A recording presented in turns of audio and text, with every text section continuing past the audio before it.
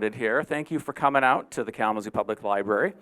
As many of you know, the library turns 150 this year, and so we have been doing some programs around town in celebration of that fact. And this program was put together months and months and months ago by our former director, Ryan Weber, who is now in Nebraska. He's accepted a position there. And so we needed some expert that knew a lot about history locally, that was friendly with the library. And so we found our good friend and Lynn Houghton to come in as our substitute. So before I introduce Lynn, I just wanted to make a couple of notes. First, I wanted to thank my coworker Keith, who's back there putting out some chairs, for doing a little bit of photo research to help out Lynn with some images for her presentation. And also wanted to mention that I assume there's Wallace White photographs in this presentation. Just a few, okay. So Wallace White, I'm sure you will mention him, but he was a big photographer during the time period that we will be talking about tonight. And we have a permanent exhibit on the second floor in the local history room of photographs that he took. It's an exhibit that was put together by local artist Colleen Wolpert, who is here tonight, and I'm sure she would talk to you about stereographs if you have an interest in stereographs afterward. But it's a fantastic exhibit of stereographs, and you can use the twin scope viewers that Colleen invented to view the 3D images that are on the wall. So those are down in the local history room. So if you don't have time tonight, certainly stop in and check those out when you come in to do your local history research. So Lynn, I don't know, do you need an introduction? I'll give it to you anyways. Lynn is the Regional History Curator at the Zhang Legacy Collection Center, the co-author of the very popular and very well-used book, Kalamazoo Lost and Found. Pam O'Connor is the other author. And of course, she conducts a very popular summer tour of historically important buildings, houses, and other historical landmarks, in addition to a lot of other things that we'd spend all night talking about. But thanks for coming out, and we hope you enjoy tonight's program about Kalamazoo in the 1870s. All right, thank you very much, Ryan. I've got this on. Can everybody hear me all right? Can you hear me? Okay, fine, that's great. Thank you. When I was contacted by the Kalamazoo Public Library, they gave me a choice. I could have talked about any other program I had, which of course would have been an easy thing to do, as I have a lot of programs that I've developed, or I could have just proceeded with plans. So what do? I take the hard road and decided to do something like this. And so this is the first time that I am giving this. Literally, I was finishing it at about 5 o'clock this afternoon. I thought I had it all done last night, but that didn't work out. I also want to thank Keith and Ryan, who, yes, occasionally I would send them an email, as even this morning, saying, I need another Corporation Hall, could you send me that? And they were very, very good about that, and I do really appreciate that. I also want to thank my colleague Regina Gorham at the Kalamazoo Valley Museum for making it available, so you will see some of the images also from the museum's collection. One of the things that you will notice that I will not talk about this evening is the public library, and that's because over the last few months we have been very fortunate to have a series of programs and also the exhibits that have been out there that have acquainted all of us in the rich legacy of this library. So that is one thing that you will not see or hear tonight. What's always been interesting for me and important for me as a historian is to talk about context. And so that's what we're going to do tonight. No, we're not going to mention the library, but we know that the library became a public library in October of 1872. But what was going on in Kalamazoo at that time?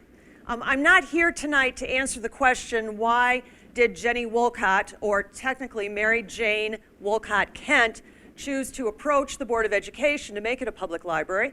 Well, let's talk a little bit about some of the other facets that made this community what it is for that 10-year time period.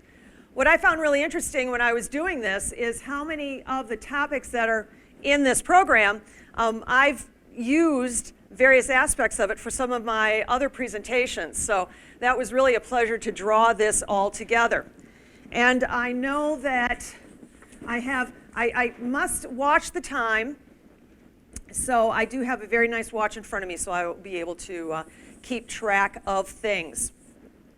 All right, so when you're looking at, okay, all right, okay, guys. All right, okay, we'll do it that way. We'll do it manually. Okay, there we go, 2 clicks, okay. So where was I looking for resources for something like this? Well, you can look for secondary resources, like Kalamazoo and How It Grew and Grew by Dr. Willis Dunbar, which if you haven't seen it is a wonderful overview of the history of the community. Kalamazoo Place Behind the Products by Larry Massey and Peter Schmidt talks mainly about business in the area. Another resource, the 1880 County History.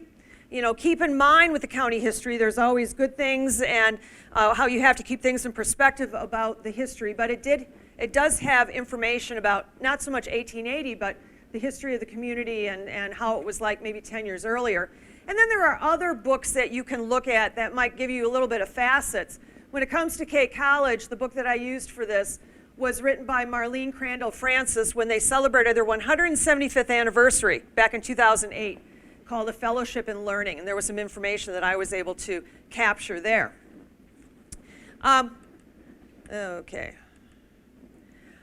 I was fortunate for this decade that there are 2 very wonderful maps available to be able to use to help us give information. This one on the left is the bird's eye view map done in 1874. Now with bird's eye view maps, if you've never seen them before, they were very popular in the 19th century and even into the early 20th century. And it was like they wanted to give you the impression that a bird or somebody in a balloon or whatever was flying above the community. And in reality, what you had is you had a group of artists that would go up and down the street and sort of sketch the building. So they may not be accurate, but it's a pretty good source for things. And I think that they get some of the details really, really well. And then also we have the 1873 Kalamazoo County Atlas. Now that's multiple pages, not just one page, and I used it a lot. And that even gives you even more information about where people lived, and we'll talk a little bit about where this one is, what this section is from. And so that's a really, really good source. Another primary source are directories. You may know them as city directories. They're still being produced. These would have been village directories from that time period. And it told you, it has not only an A to Z listing of people who were living in the village at the time, but then there's some really interesting information, usually in the beginning of the directory, that tells you about churches, organizations, other information, village trustees. But then the back of each of these has a very interesting business directory that gives you an idea, and we'll refer to that. Now, I want to make sure you're aware, because it is something, we have many things to celebrate with the 150th anniversary of the Kalamazoo Public Library, and that is what the library acquired. Now, I'm not going to go into detail about how you can access this, but they now have the Kalamazoo Gazette in a digital format. And this is off one of the pages from the local history room. They can also give you more information on how you can access it through the database page. But remember, you need that library card and that password, that 4 digits of your phone number. I didn't really get into this, because if I got into the newspapers, I would never stop. So I allowed myself to say, let me get through tonight, then I'll go back into the newspapers. But it's wonderful, and I'm so grateful. We've had this up at the Zang for several years. We've had the Gazette for many years, but now the expanded, because it goes 1837 to the present. And it's just a wonderful, wonderful resource for you to use. And this is the search page. It's always an interesting challenge to try to figure out how you're going to search, what terms are you going to use. Have fun with it. I have fun every day. You find things, let me go back. you know, you find things like this. I love this quote. This is October 27th, so not long after the library became public. And I love the idea, I love the phrase of they're very busy in answering the wants of applicants for books. The term, whether patrons or applicants or whatever. So you never know what you can find there.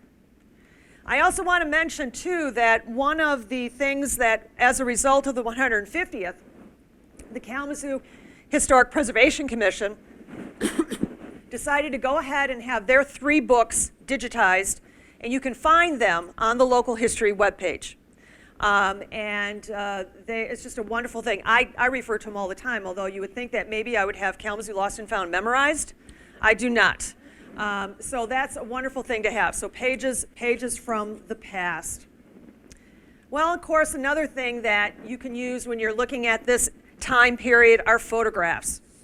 And oh my gosh, the photographs that are out there are just incredible for their clarity and the detail that they tell you. Now this is Michigan Avenue, or at that time known as Main Street, and this is Burdick right here. So this would be the south side. This would be where the Kalamazoo building is right now, and around in this area is where the Exchange building is. That gives you a little bit of perspective. This one was taken, as Ryan had talked about, Wallace White. And I do really have to give thanks to these 2 individuals. They are not here now, but I always like to give credit to them. The person on the left, that's Schuyler Baldwin. Schuyler Baldwin was born in New York and came to Kalamazoo in 1851. One of the reasons being that his brother-in-law was a minister on the faculty of Kalamazoo College, but he also was a photographer. He initially dealt with daguerreotypes and ambrotypes, later went to paper photographs, and then eventually got into another technology, which we will talk about ever so shortly. And Ryan already alluded to it. This gentleman right here, this is Wallace White. Wallace White was born in Otsego Township. He was a photographer in Otsego and came to Kalamazoo in 1869, not long after the Civil War.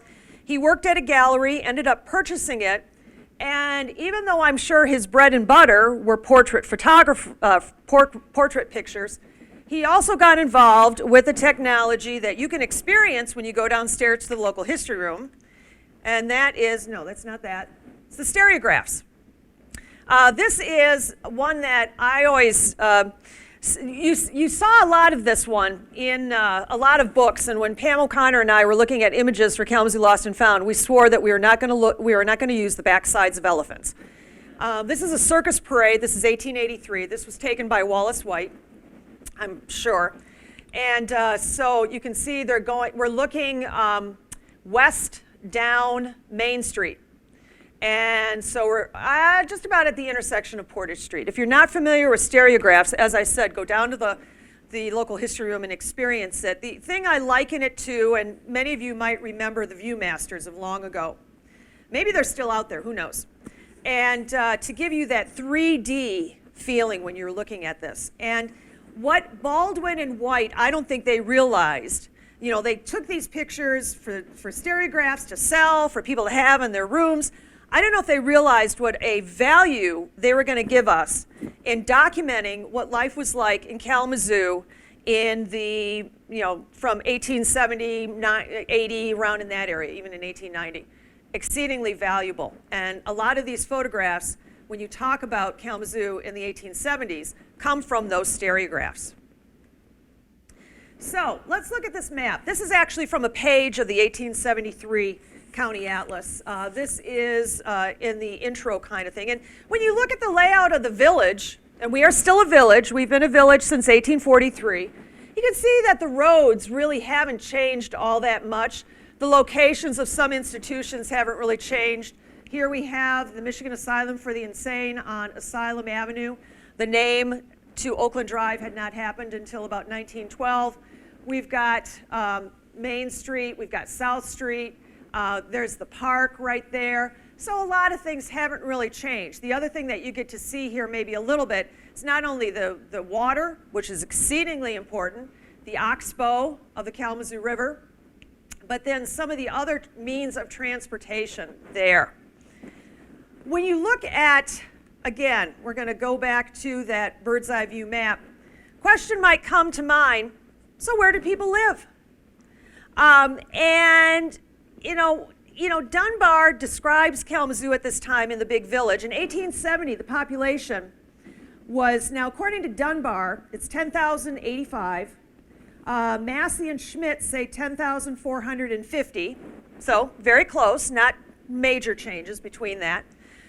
We had about 361 people of color that were living here in Kalamazoo at the time. Now, with Dunbar's statistics, he says he includes Kalamazoo Township and the Village of Kalamazoo. I don't know how much difference that's going to be. But when you look at where people live, one of the challenges in Kalamazoo at the time were the hills. Now, the hills are wonderful. Great view when you're standing on Prospect Hill where East Hall, Heritage Hall is, and you look over the city. That's really nice. Westnedge Hill, when you're standing there and you're in Crane Park and you overlook and you see things. But trying to get up those in the 1870s was going to be near to impossible. What made some changes, big change, was in 1884 when the streetcars came. Initially they were pulled by horses, later they were electrified. So when we're looking at this time period in the 1870s, just about everybody was in that area at the base of those hills. Now, things are going to change maybe 20, 25, 30 years later. But for the most part, that's where people are living. So let's look at some of those areas now fairly quickly. So here is Kalamazoo College. Kalamazoo College at that time, and we'll get into that in a little bit, only there were two buildings. The college had been up on that area off Academy Street where they're located now. They moved there about 1850. Then they also had, and that building was built around that time frame. I'll have a picture of it later. And then they had a building down here on South Street, and that one was finished in 1868.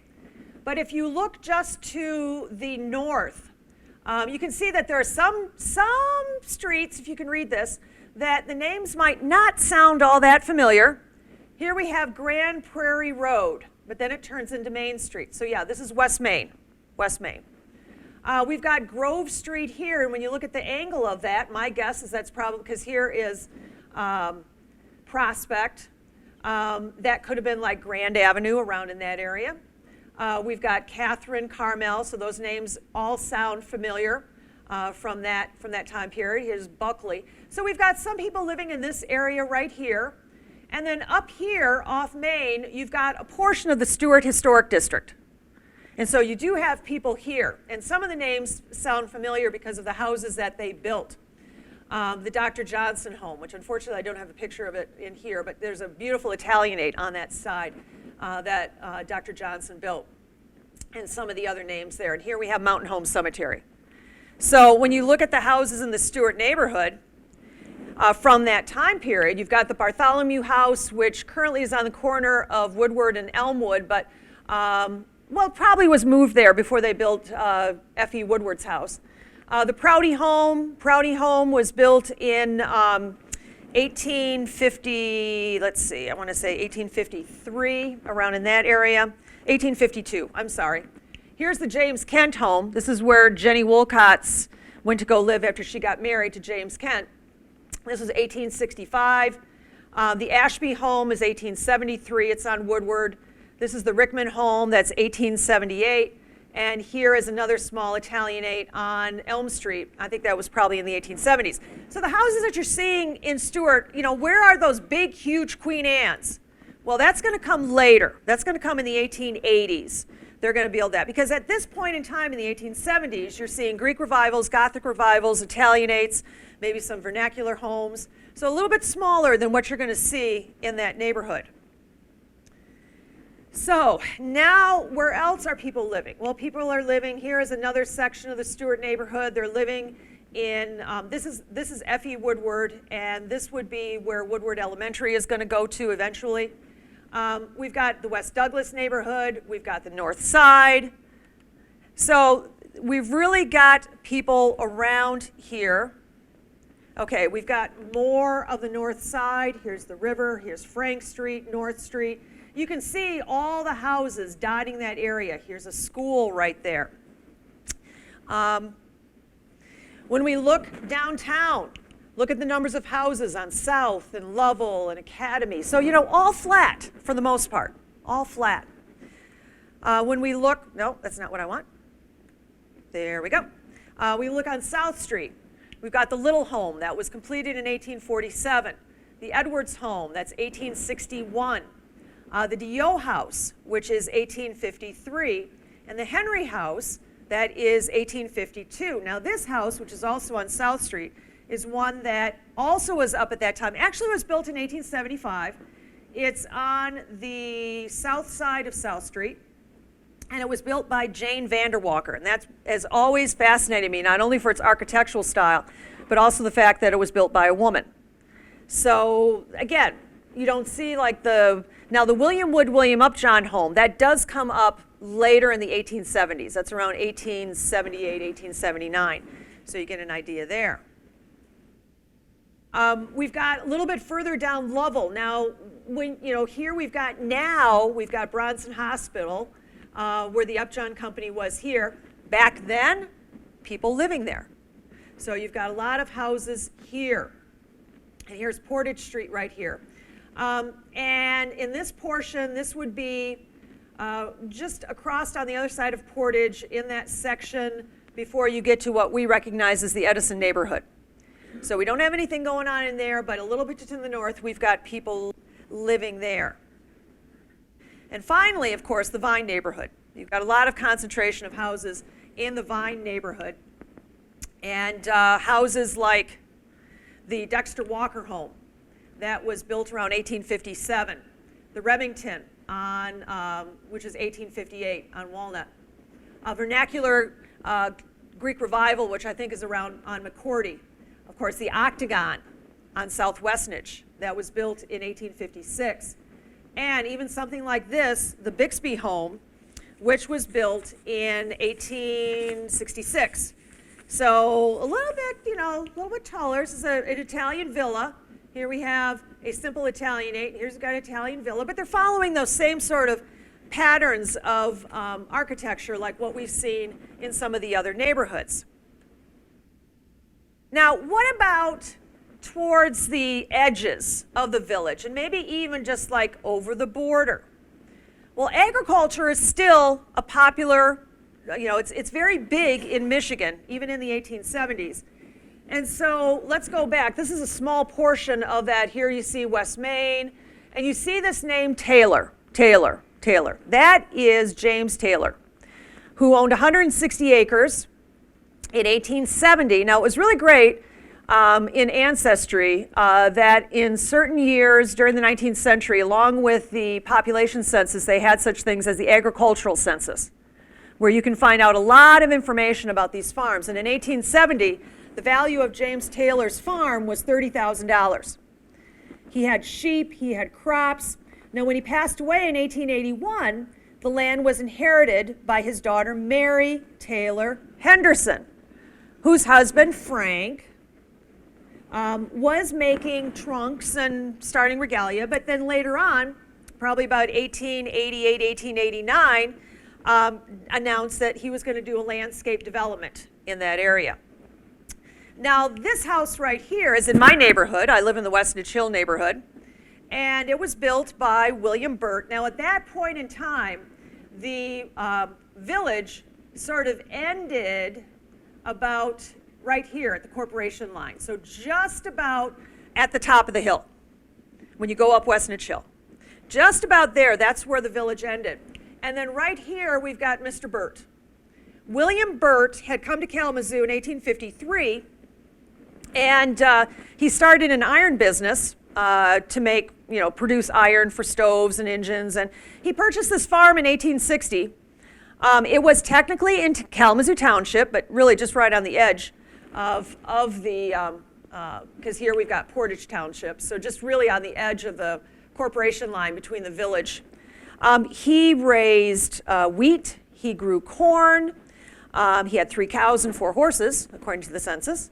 And the house was built in 1870. It's still there. It's on the corner of Edgemore and Westnedge.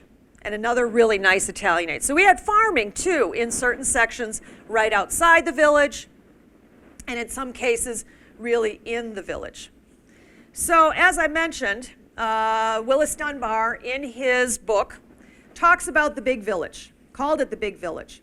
I don't know what the size of Kalamazoo was related to other villages, and they did become a city about 14 years later. The heart of the village was this building, Corporation Hall. Corporation Hall was built in 1867. It was on Burdick Street, on the west side of Burdick Street. And it held not only the village offices, it held the fire department. The fire department was on the first floor. Also at one time, though, it held the library for the school district, later for the public library, the Ladies Library Association library, and the Young Men's Library Association. Also, I've read where the Board of Education would meet here, too. So it was a very busy building. This is a picture that was taken much later from the time that we're talking about. And one of the reasons I can tell that it was taken much later because of the entrances a little bit. But here's another view of Corporation Hall. So you get an idea. South Street is down here.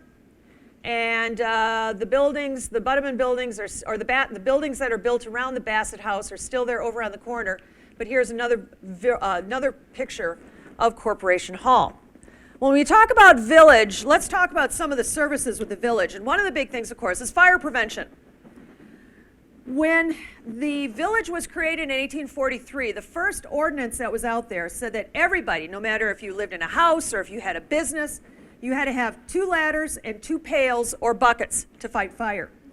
The first volunteer fire company was created in 1846, and after that, by 1860, there were 3 more companies. Now, the village paid for the equipment.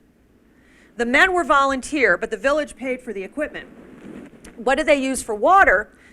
They built cisterns and filled them for water.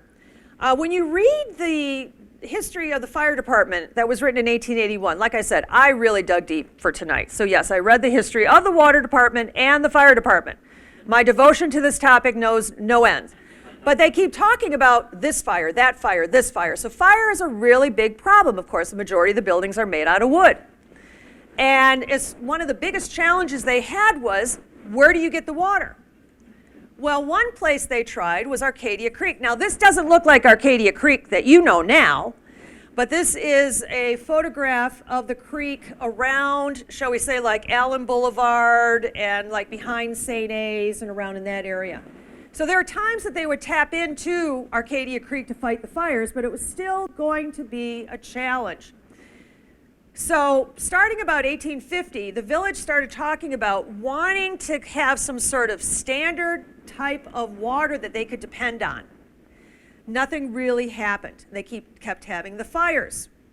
Probably one of the biggest, the one that really tipped things over was in 1869, and it was in April.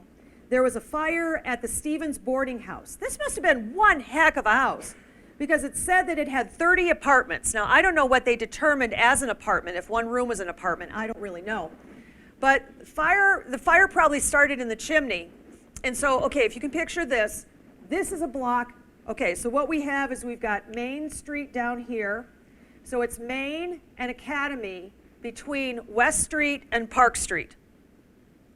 And just about everything came down. There were a lot of single-family houses that came down at that time.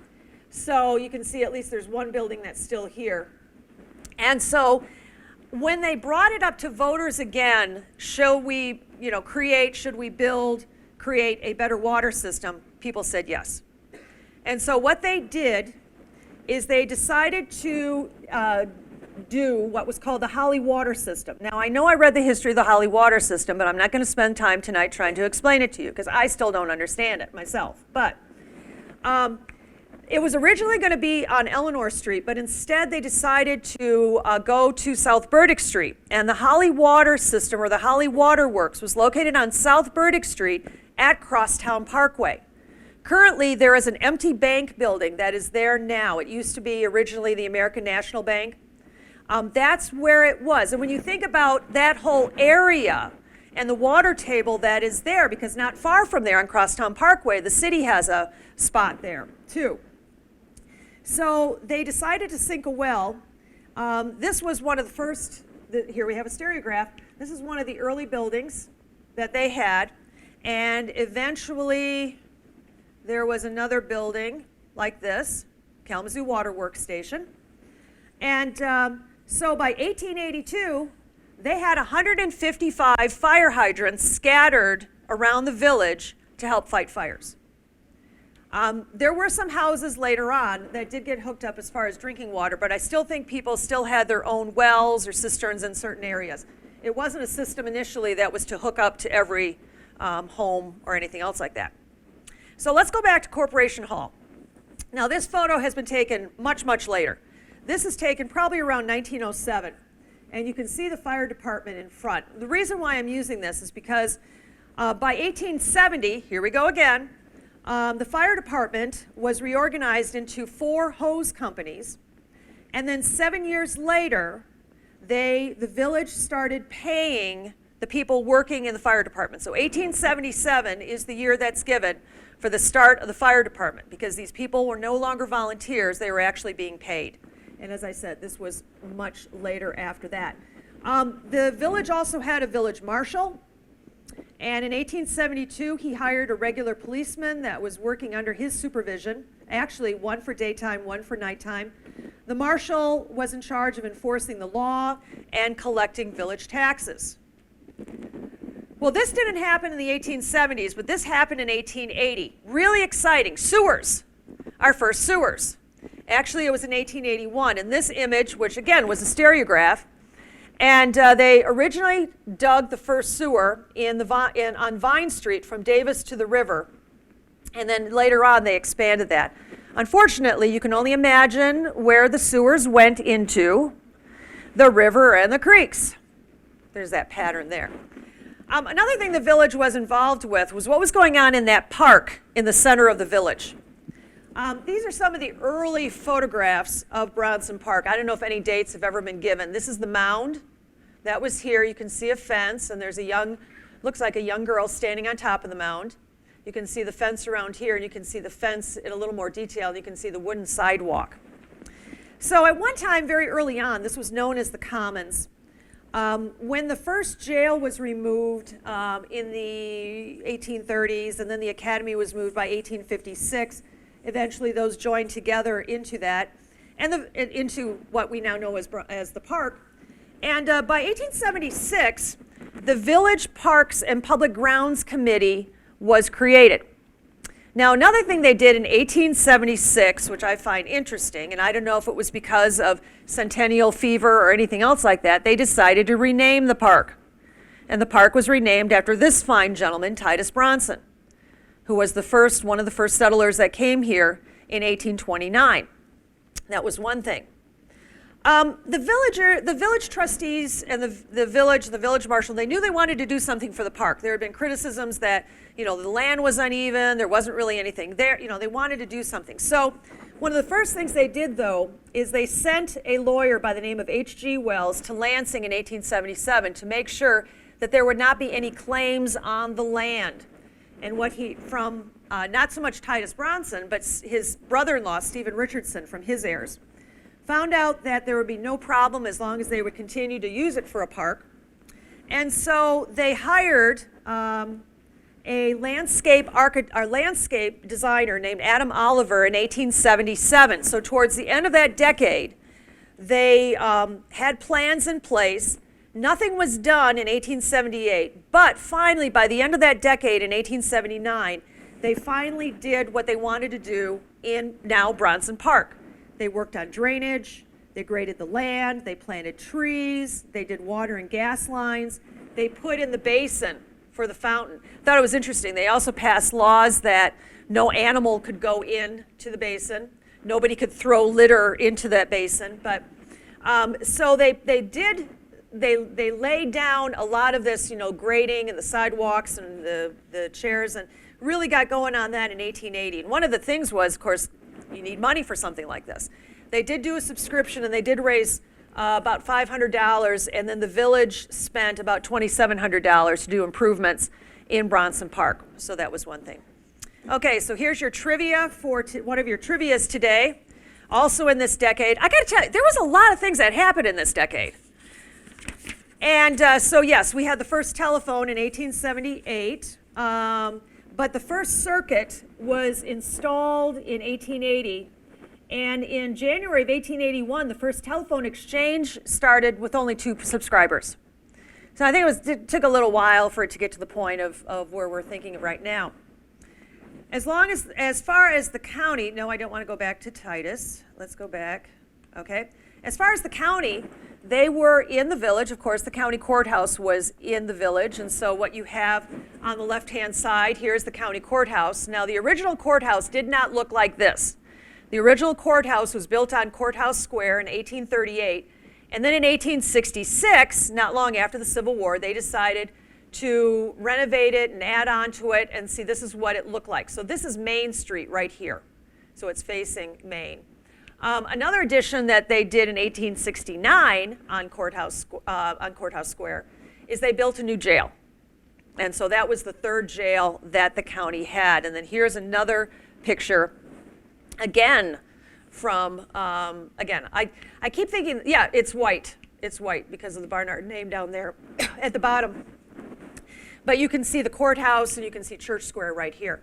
And I have a feeling that Wallace White may have taken this outside of his studio because of where his studio was located. Okay, theme of transportation. So what are we dealing with transportation? Well, just at the beginning of this decade, in 1869, the last stagecoach left Kalamazoo with passengers. I'm not sure where it went. I thought it was interesting, though, when I was reading the directories, because the directory around 1871 said that there was still a stagecoach that was being used to ferry mail to Richland and Prairieville. And so they advertised the fact that if you wanted to ride the stagecoach to Richland, it would cost you 75 cents. So you could hop onto the stage. But as far as being a main source of or one of the main sources of transportation, that ended in 1869. We had one train line, the Michigan Central, and this was the station as it appeared in the 1870s. That came in 1846, and so it was a great east-west route for us, going from Detroit to Chicago and beyond. But what we see now at the beginning of the 1870s is we're seeing now an increase in how many railroad lines we're having here in Kalamazoo. And so, okay, I know 1869, but you know, it's close. So we have 3 that come within a year of one another. The Lakeshore and Michigan Southern, the Kalamazoo and South Haven, and then finally the Grand Rapids in Indiana. And here we've got a little building here that you might pass if you go down Michigan Avenue, East Michigan. That was built in 1874 on the corner of Pitcher and East Michigan, and it is now the home and headquarters for the Kalamazoo Community Foundation. So transportation, it's improving as we're relying more, and we will rely more on railroads. So, no, don't want that. There we go. Okay. One of my favorite topics, education. And a lot was happening with education. When you talk about education at this time period, the one building that you got to focus on is the Union School. Union School was built in 1859. It was opened in 1859. It was on the corner of Vine and West, or Westnedge. When it opened in 1859, it had grades 1 through 12. You'll notice no kindergarten. That wasn't added until probably the end of the 19th century, and for a lot of different reasons there. Now, during these years, the Kalamazoo Public Schools also had a number of what they called ward schools that were scattered throughout the village. And overall, during this decade, the numbers of students that were in the Kalamazoo Public Schools ranged anywhere from 2,700 to 3,100. The breakdown, about 65% were in the primary grades, about 25% were in grammar school, and about 10% were in high school. So even though we had a high school, I don't think it was universal at that point that everybody went to high school. I don't think that was really the case. The high school population sort of ranged from either 70 to 173, but that doesn't mean that they actually graduated. As far as how many people graduated from high school was a little bit less than that. You can always tell how these areas are growing when you look at where they're building schools. So let's go back to, for example, Lovell Street, about where the hospital is and the people living around there. Well, there was enough people around there that in 1865, they built the Lovell Street School. It was on the corner of Lovell and Pine. Pine does not exist anymore, but it is within Bronson, the Bronson Hospital area there. There's one of their buildings that's like smack dab where Pine Street used to be. And there you can see it in this green right here on Lovell Street. Because look, it's all surrounded by all these houses, so they're going to have a lot of students that are going to be going to that school. Now, this was not the high school. If you wanted to go to the high school, you'd go to the Union School. Frank Street School. Frank Street School was built in 1870. You may have seen it on the other map that I showed you. It was right here. Now, they're calling it a Union School, so I don't know how they use the term Union School, because again, this was just grades 1 through 8. It was not including that high school. But this is 1870 over on the north side. Here's Parsons, here's Frank Street. Burdick Street is right here, around in that area, and that's where that is. Another school, and again, this shows you how the village is growing, is Lake Street. Now, in 1861, the boundary of the village sort of extended to Lake Street. Eventually, that expanded, and when the Lake Street School was built, it was actually built right here, just past Portage Street. It was right here. Then in 1877, the Board of Education decided to move it to the corner of Lake and Russell. And so this is an 1890 county atlas, and the school is right there on the corner. Now this photograph, they built the school, they built the first part of the school in 1877. So the original school that was built in 1877 would have been this small building back here. But then they kept adding onto it as the numbers of students grew in that area. It wasn't renamed Edison until 1932. So for years it was just known as Lake Street. Other schools that were built during this time period, Woodward was built on the site of where Woodward Elementary is. That was completed in 1879. Now, as far as these two buildings, they actually were situated earlier, but what you're seeing is some of the newer buildings. So this is the Northwest School, or later known as the Northwestnich School. And you can see the original building back here. And I think the same thing here with the South Burdick School. Now, the South Burdick School, they later built a building on that site called McKinley, where Salvation Army is. The Salvation Army building is right now. And this was on Westnedge, and it was between Lawrence and Florence Street. So that's where that building is. But that, again, shows you how the village is growing. Now, something else that happened during this decade was the closure of the colored school. In 2018, I had an opportunity to really do some major research with Regina Gorham from the museum about the colored school. And I can show you where you can see our presentation. I have general ideas of why the school was started here in Kalamazoo. We were not the only community in Michigan that had a segregated school during this time period. I also found them in such cities as Niles and Jackson and Pontiac and, of course, in Detroit. But what happened that led to its closure? Well, when you read the 1880 county history, what they say is that due to a legal dispute, it closed. Well, what happened was in Detroit, in Lansing, the state legislature had passed a law that students should have equal rights to attend any school that they wanted to. Detroit said that didn't relate to us. But then there was a gentleman by the name of Joseph Workman who wanted his son to enroll in a school, he was a person of color, that was close to where they lived. And so with help from people who funded it, they took the case all the way up to the Michigan Supreme Court. And the Supreme Court said that this law about equal rights as far as where you wanted to go to school applied to Detroit. And so not long after that, the colored school closes. Now, just in case you're interested, if you go back on the library webpage and click onto the online section, it will give you it will give you an option to look at some of the previous programs that have been given here. And one of those will be Kalamazoo's Colored School, if you'd like to learn more about what we were able to find at that point.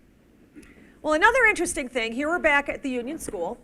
Another interesting thing that happened during this decade with the Union School is, well, let's go back just a tiny, tiny bit. So as you look at the history of the development of schools in the state of Michigan, there in the 1840s, the state allowed for union school districts and to classify according to grades. They also gave communities the right to tax for schools for primary grades, from grades 1 through 8. But in 1859, the same time the Union School was opened, that the state also allowed that if you had a district and there were 200 students, you could create a high school, and you could have a vote to tax people for high school education. Well, okay, so if you're at the corner of Vine and Westnedge, I know you're focused on keeping going to the south. No one looks, you don't want to take the time to read this marker.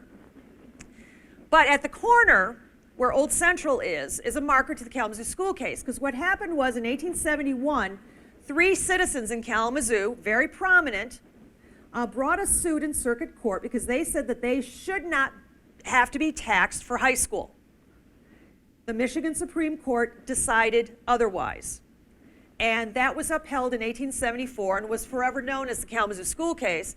It also became part of one of the Michigan legal milestones. And if you're walking down Michigan Avenue and you come to Rose Street, and if you look at Courthouse Square, you may find the marker that is mounted there, and it talks about the Kalamazoo school case. So this really established the concept of free public high schools. Now, I know that there were other cases that happened in other areas, but we're known as the Kalamazoo school case. Well, another thing that happened in this decade, here we're back at Union School, is we had an earthquake in October of 1870. And yes, it was written in the paper. Now, I don't expect you to be able to read this, but these were in October. One of them talked about the Union Schoolhouse safe. And then, what is an earthquake? So the students said that they felt it at Union School. And so people were concerned about the condition of the Union School because of that. And so for 10 years, they talked about this. And they sent in experts to look at whether or not it's safe enough or whatever. And finally, 10 years later, in 1880, they approved the construction of what was the second high school. It was no longer a union school, it was a high school. Ironically, Charles Stewart was one of those 3 people that filed suit back in the 1870s. In 1880, he had a resolution to abolish high school altogether. He was turned down. You got to give the man credit for just keeping on trying. So this school opened up in 1881. All right. So when you look at Kalamazoo College, these 2 people probably had more to do with the early life of this school and laying down its foundation. Dr. J.A.B. Stone and his wife, Lucinda Hinsdale Stone. They came here in 1843. The thing that happened in 1863 is they resigned. Now, I'm not going to go into that. If you want to learn more about it, you can read A Fellowship in Learning, because she does have a lot of information about that. But the impact that had on Kalamazoo College was after they announced their resignation in 1863, 75% of the student body left the college. They were very loyal to the Stones. And Kalamazoo College, I told you I was going to show you some pictures of the 2 buildings. So you have the upper building up here, up on the hill where they're located now. And then this was the building that was built in 1868 on South Street before you get to Oakland Drive. And this was supposed to be for the women students. Now, women were not getting degrees at that time. And this was supposed to be for the men.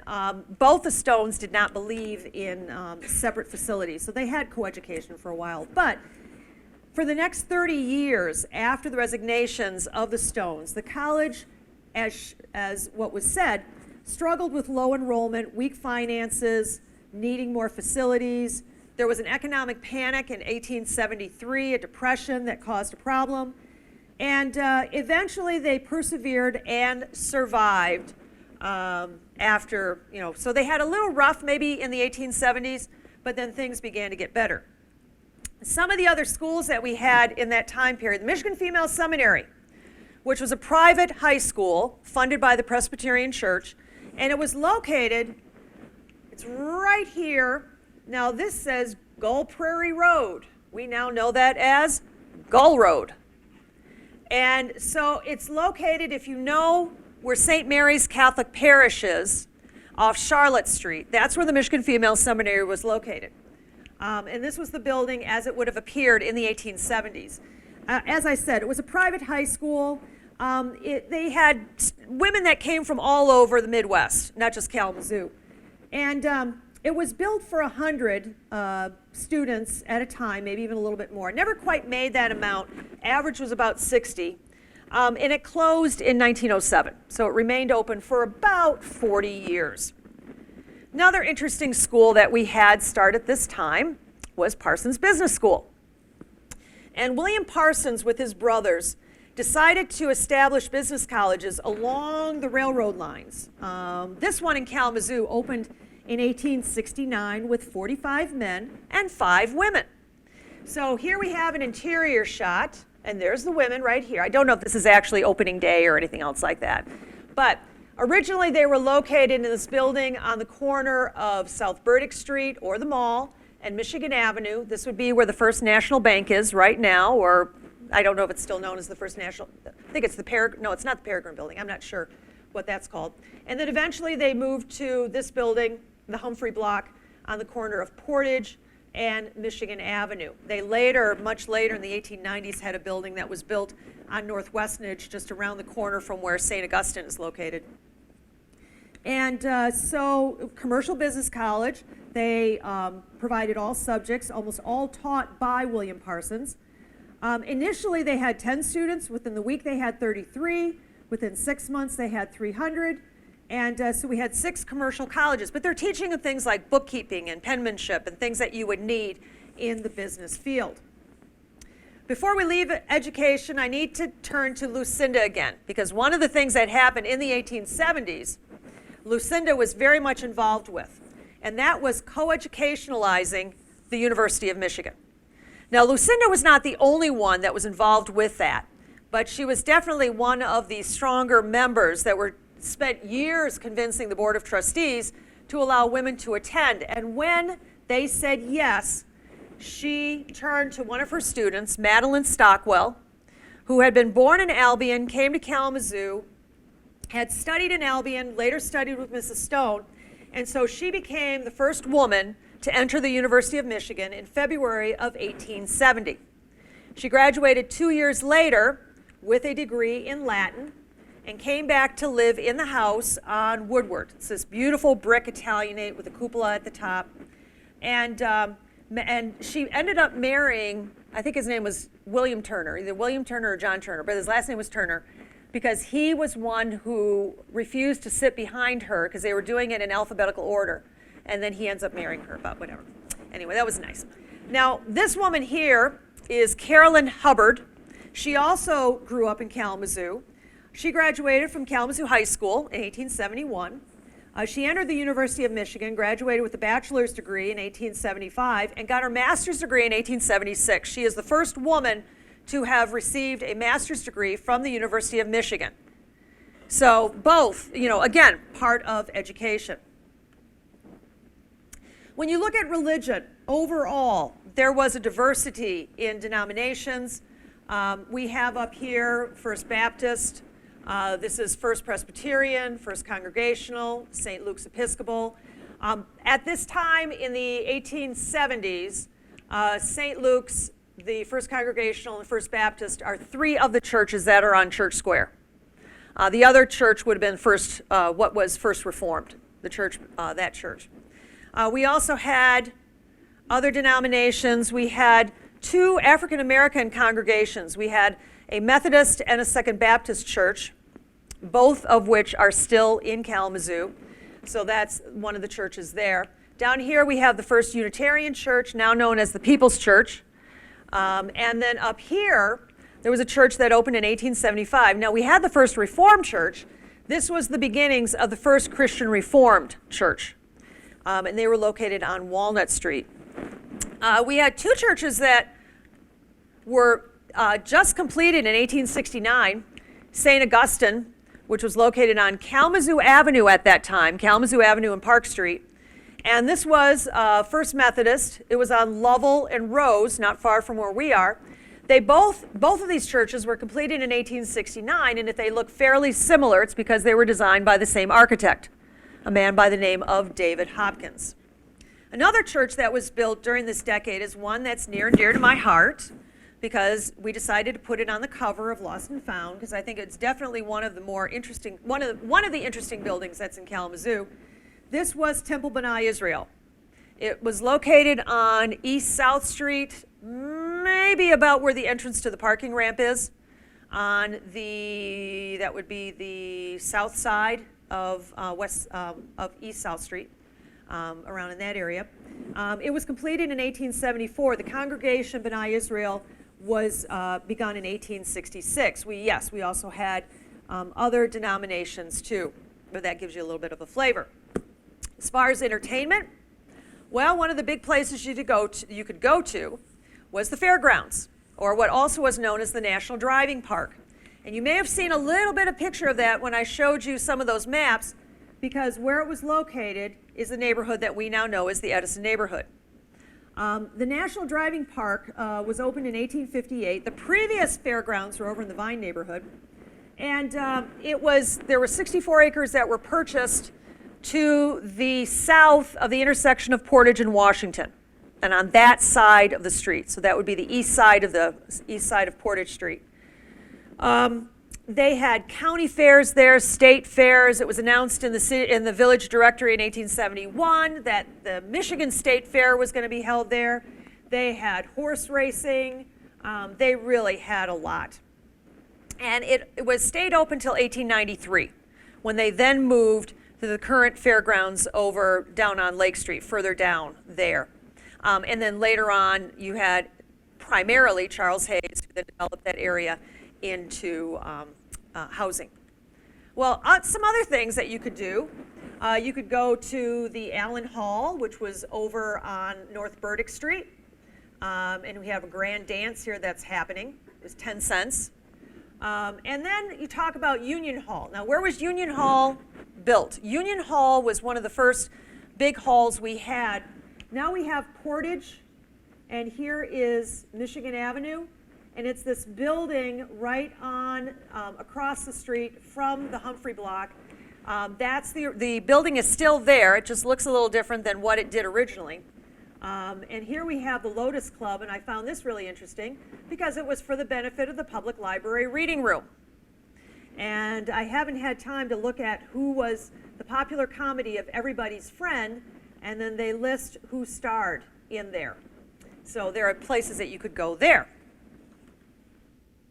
Organizations. You go through the directories, and there is just a list of organizations that you could be a part of. I'd like to know what the Red Ribbon Club was, because not only was there the Red Ribbon Club, but there was the Blue Ribbon Club and the White Ribbon Club. So not that I know too much about that.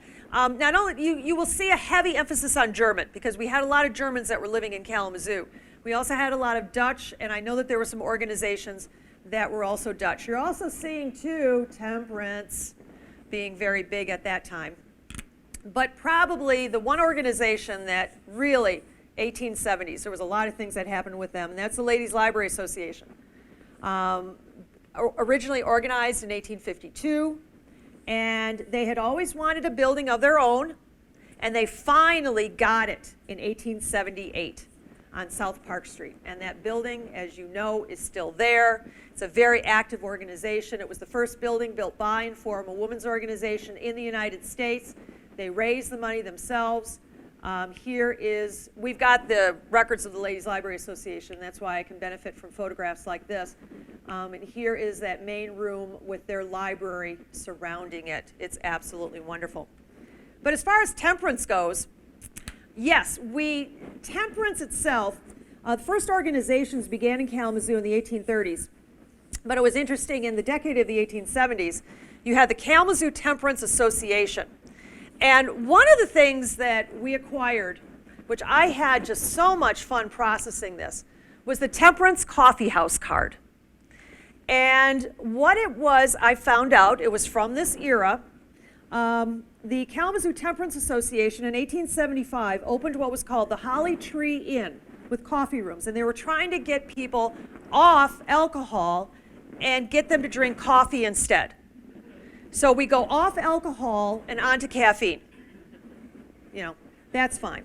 There were a number of towns that were doing this at this time period. In April of 1876, the Gazette reported that 42 people had eaten dinner at the coffee house on North Burdick Street. It was located on North Burdick, just to the south of Eleanor Street, so between Water and Eleanor. That's where it was located. It wasn't really around that time, but it was just when you have something like this and you're processing it, it just was really interesting when you're actually finding things in the Gazette that tell you about this. And I love it because they're selling oysters and coffee. We know they're having coffee. Another thing in that time period, we're celebrating the centennial. July 4th, 1876. This is actually a photograph taken, if I'm not mistaken, by Wallace White of Michigan Avenue during the celebration on July 4th, 1876. Here is the program that talks about this. As far as what they did during the centennial, they started off at sunrise with guns firing. That would have wakened people up. And bells pealing. I would have preferred the bells. I think that would be much better. There was a large procession late in the morning, a parade with hundreds of people, and the ceremony and orations happened at Courthouse Square. So the place must have just been packed with people. And then in the evening that they had fireworks. I didn't have time enough, and I will like to eventually get into the newspaper to see if anybody went to Philadelphia to the exposition. Were there any companies that went to Philadelphia for the exposition that they had there? We know there were a lot of people that went to Chicago in 1893 from Kalamazoo.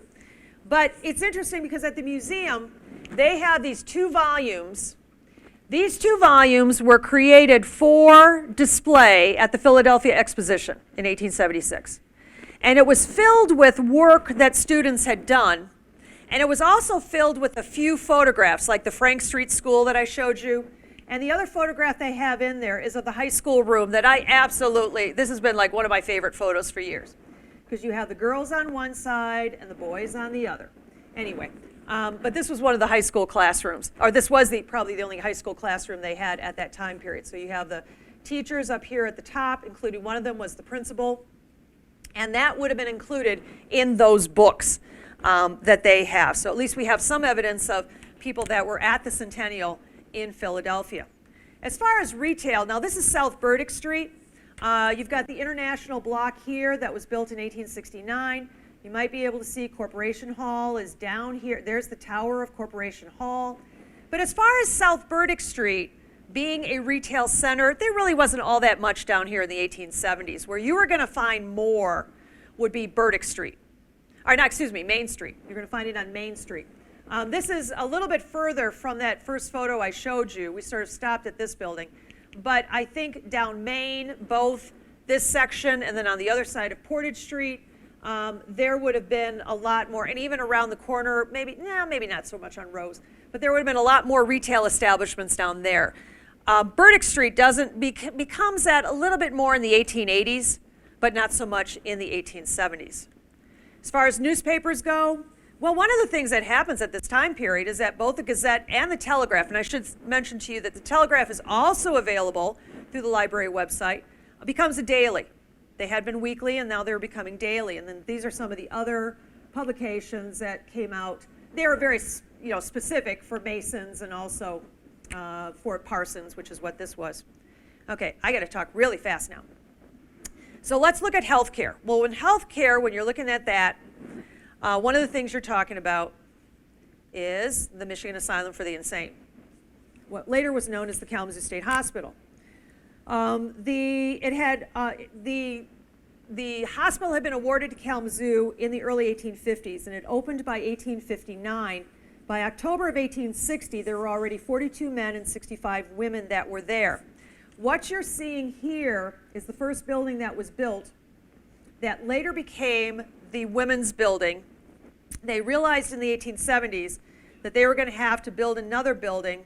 So what they did is they built a separate building for men, and this was completed in 1879. Now, another thing they built in the 1870s was the gate cottage, and that house is still there. And it was for the gatekeeper who was going to open and close the gate right here. And I just think this is a wonderful, wonderful picture with that. And they've done a very good job with the house. It looks very, very nice right now. I'm not sure what it looks like on the inside, but the outside it looks very, very nice. And so that was done in 1878. The medical superintendent of the hospital from the beginning was Dr. Edwin Van Dusen. He came here in 1856. He resigned in 1878. The woman sitting next to him is Cynthia Wendover Van Dusen, and there's another portrait as you leave here. They both came from New York. And then after they had to live on the hospital site, and after his resignation, they moved to South Street, and they moved to this house on South Street, and this is what it looks like today. And it's owned by the W.E. Upton Institute for Employment Research, and that's where they were today. Now, it's interesting when you're looking at the directories, because they had these categories that I found very interesting. Now, homeopathic medicine I've heard of before. I have not heard of eclectic. So that was interesting, because they had a list of regular physicians and then these other two categories. It was interesting because eclectic made use of botanical remedies along with other substances and physical therapy practices. And homeopathic was an alternative approach to medicine and natural substances. So really very, very interesting. When you're looking at medicine in Kalamazoo, you also have to talk about the Upjohn family, and I'll keep this very brief. You have Uriah and Mariah Upjohn. Uriah was a doctor, married Mariah, and they had a number of children. Uriah continued practicing medicine for a long time. But during this decade, what was going on with the family? Well, in 1869, the parents decided to send their kids to Ann Arbor to continue their education. So what we have during this decade, we have many of them, several of them, that earned medical degrees. So we have Henry Upjohn, who gets his degree in 1871, W.E., who gets his medical degree in 75, and the oldest of the children, the oldest daughter and the oldest child, Helen, who goes there to manage the house, she gets her medical degree too. She got her medical degree in 1872. 1870 was the first year that they allowed women to go to medical school. Henry and Helen eventually moved back to Kalamazoo to practice medicine with their father, and W.E. went to Hastings to work with his uncle, and he came back in the 1880s. Who we have down here, we have Alice, who attended the Michigan State Normal School in Ypsilanti, and these two sisters, Mary and Amelia, interestingly enough, went to the pharmacy school at the University of Michigan. And they graduated around, I want to say 1871. And then we have James over here, who also became a doctor in 1886. These were not the only children of W.E. Upjohn. These are just some of them. Okay, so as I quickly try to make it through here, manufacturing. So what were they making in the 1870s? Again, very diversified. Carriages, one of the big things, carriages and wagons. This is the Burrell Company. This building is where the Federal Building is now, on the corner of Michigan Avenue and North Park Street. They made carriages and wagons. We also made musical instruments. Didn't make guitars.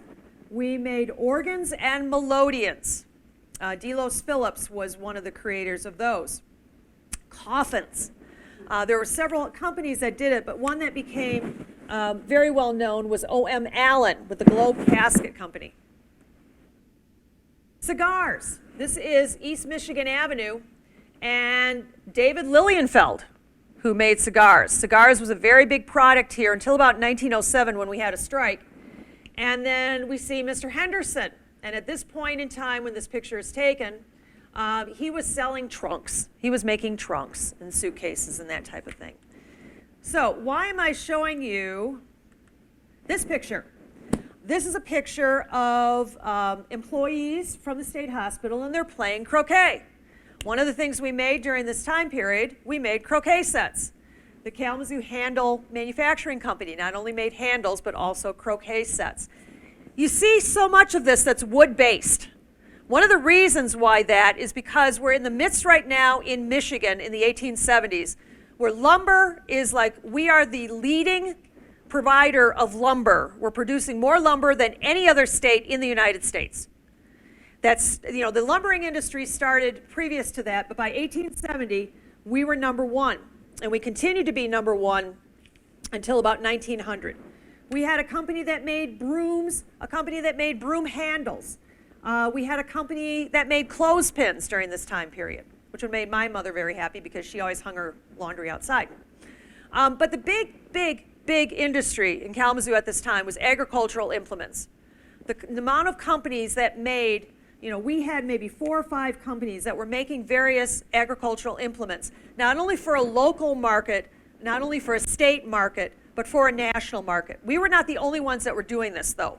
There were other cities in Michigan that were doing this. I always thought it was interesting because I taught Michigan history for a number of years. They talk about Grand Rapids. They also talk about Birmingham. I never think of Birmingham, Michigan as being a place of manufacturing, but it was. They were making agricultural implements. And the one company that was really growing at this time was the Lawrence and Chapin Company. This building may look very familiar.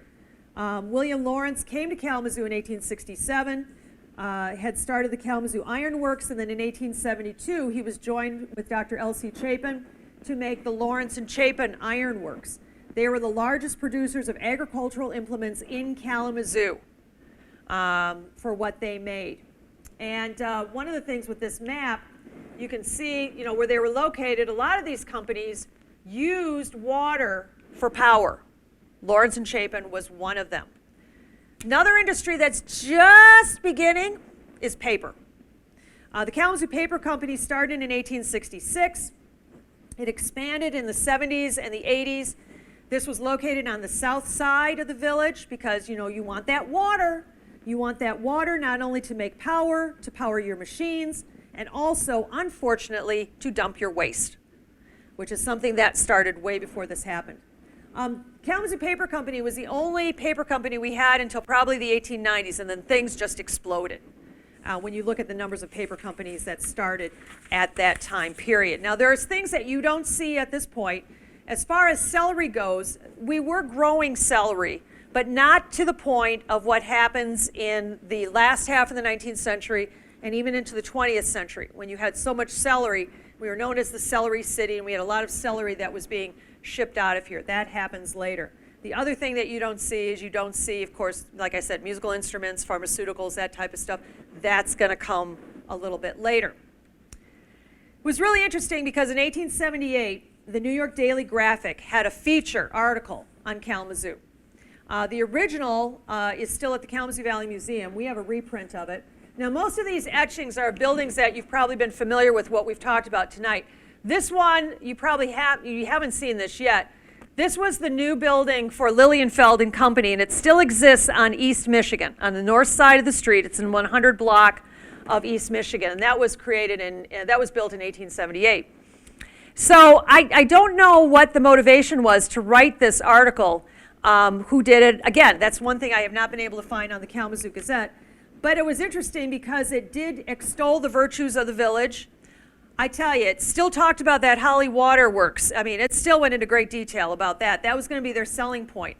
I have to say that sometimes, to me, the waterworks was just like how people use the Kalamazoo Promise today to try to attract you to come to the area. But water was important. But whatever it is, they did see the value in a lot of what was going on in Kalamazoo up to that point. So, you know, it's amazing how so much of what was going on in Kalamazoo at that time we still see today, whether it is with historic markers or locations of schools, or I could go on and on like that. But it certainly was a willing recipient when the library opened. Thank you very much.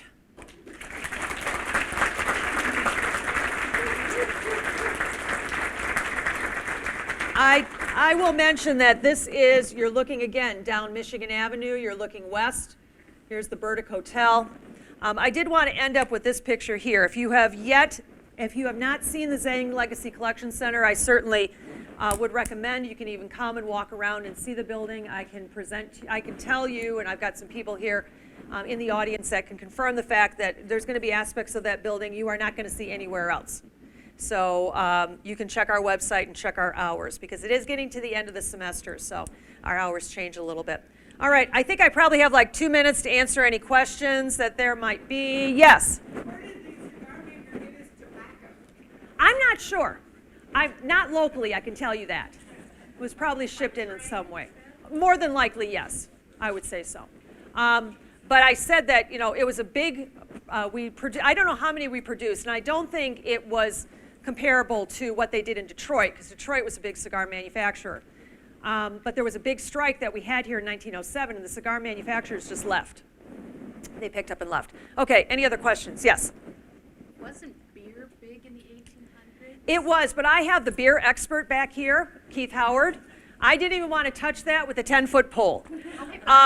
Yes, beer was. And the thing about beer is that one of the other things that's on the website for the Kalamazoo Public Local History Room, the Kalamazoo Public Library, is the section called All About Kalamazoo, where there are all these pages that have been written about various aspects of Kalamazoo. I owe a few to Keith, as he knows.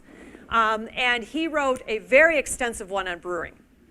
And that's why I said I didn't even want to touch that, because I guilted him to make sure he was here tonight, so I didn't want to totally embarrass myself when it came to beer. Anybody else have any questions? Okay, with that, I want to thank you so much for coming this evening. I hope you have a very safe, enjoy the rest of the Your evening. attention, please. The library will be closing in 15 minutes. This is like when you're at the bar and they flash the lights, Is that going to come next? Anyway, thank you so much for coming. Thank you.